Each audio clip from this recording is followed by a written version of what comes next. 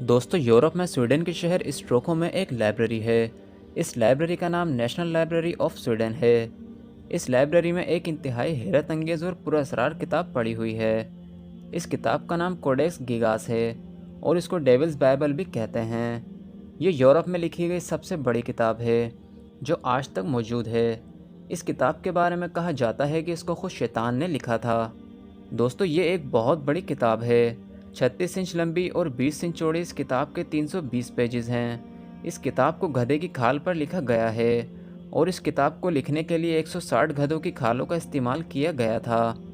इस किताब की एक हैरत अंगेज बात यह है कि इस किताब के अंदर शैतान की एक बहुत बड़ी तस्वीर भी बनी हुई है।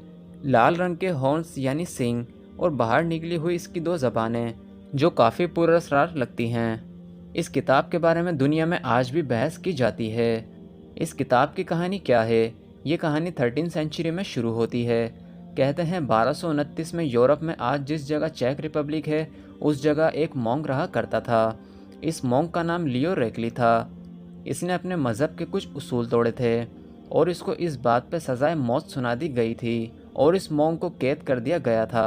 इसने रहम की भीख मांगी तो इसको एक शर्त पर माफ़ करने का फैसला किया गया। वो शर्त ये थी कि ये सिर्फ 24 घंटों में एक ऐसी किताब लिखे जिसमें दुनिया भर से मुताल्लिक मालूमात मौजूद हो। मॉन्क के पास कोई और रास्ता नहीं था और इसने गधे की खाल पर यह किताब लिखना शुरू कर दी। लेकिन रात होते ही इसको इस बात का एहसास हो गया था कि यह ऐसी किताब सिर्फ 24 घंटों में नहीं लिख सकेगा और इसीलिए इसने फैसला किया कि यह इस किताब को मुकम्मल करने के लिए शैतान की मदद लेगा और इसने अपनी रूह को शैतान को बेचने का फ़ैसला कर लिया। कहा जाता है इस किताब को लिखने में उस रात शैतान ने खुद इस मॉन्क की मदद की थी। दरअसल इतनी बड़ी किताब को शैतान ने खुद लिखा था।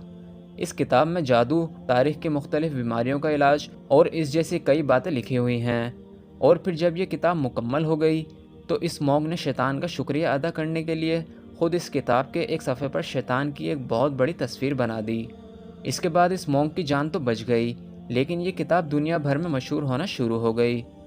उस वक्त वहाँ पर रहने वाले मॉन्क्स ने इस किताब को रोमन एम्पायर के बादशाह किंग रिडोल्फ II को बेच दिया था। कहते हैं किंग रिडोल्फ हर वक्त इस किताब को पढ़ता रहता था और अजीब हरकतें करता था। फिर कुछ टाइम बाद वो पागल हो गया और उसको बादशाहत करने के लिए अनफिट करार दे दिया गया। कोडेक्स गिगास की एक बहुत बड़ी मिस्ट्री ये भी है कि इस किताब को लिखने में 25 से 30 दिन लग जाते और इसको एक आदमी अकेला इतनी जल्दी नहीं लिख सकता था।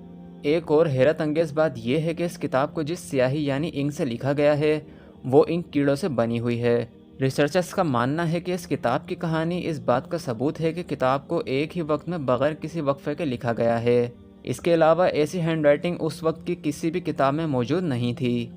और यही वो सारी बातें हैं जो इस चीज़ की निशानदेही करती हैं कि इस किताब को दरअसल खुद शैतान ने लिखा था, जिसकी तस्वीर भी इस किताब में बनी हुई है। 1648 में स्वीडन की आर्मी ने चेक रिपब्लिक पर हमला कर दिया था और चेक रिपब्लिक के शहर प्रोग को लूटना शुरू कर दिया था। इसी लूट मार के दौरान इनको ये किताब भी मिल गई जो स्वीडन आर्मी अपने साथ वापस स्वीडन ले गई और आज ये किताब स्वीडन के नेशनल लाइब्रेरी में मौजूद है। इसके बारे में बहुत से लोग रिसर्च कर चुके हैं और अभी भी कर रहे हैं। दोस्तों, उम्मीद करता हूँ आपको ये वीडियो ज़रूर पसंद आई होगी। इस वीडियो को लाइक करें, शेयर करें और हमारे चैनल को सब्सक्राइब करें। मिलते हैं आपसे फिर एक और न्यू वीडियो के साथ। Thanks for watching.